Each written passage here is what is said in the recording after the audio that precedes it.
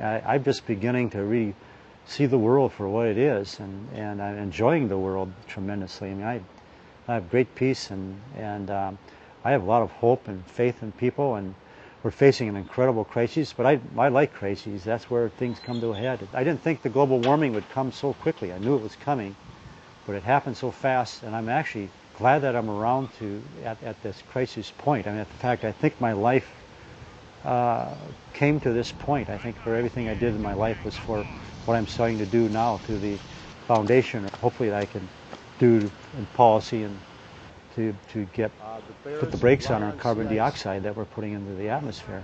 All along I wanted to run a nonprofit around the environment, a center in Ely, Minnesota. I need to do this because the Arctic is melting, it's warming up, and I'm in a position to bring about an awareness, maybe make some changes in policy about carbon emissions. And all my life I saw expeditions as a way of increasing your awareness of the world. And I think the expeditions has really helped me to get grounded. I've been humbled a number of times, but I'm also a good student. I've always studied currents, oceans, and able to put together these things. So something like global warming was obvious to me in the late 60s.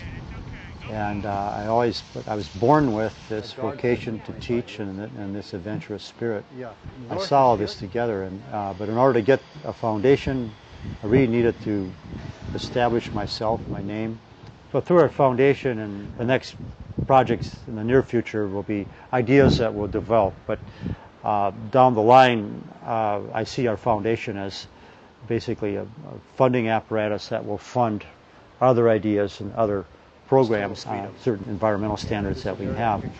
You have to change the understanding and the thinking, but you have to change people's action. It's not a matter of just educating on a thought basis, because that's not going to save the planet right now. We have to make some different actions in our lives. And it doesn't mean we're going to go back to the cave and live under a candle, but we have to get into the new technologies, the new way of conserving energy, and it's a much higher quality of life, maybe a little simpler life.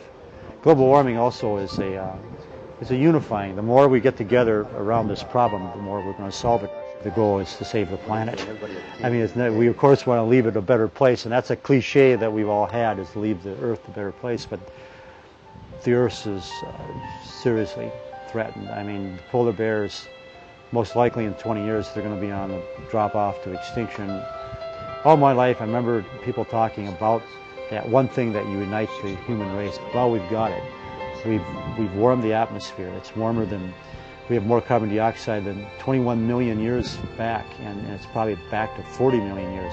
Carbon dioxide is going straight up. It's going to, if we don't get with it, it's going to ruin our economy.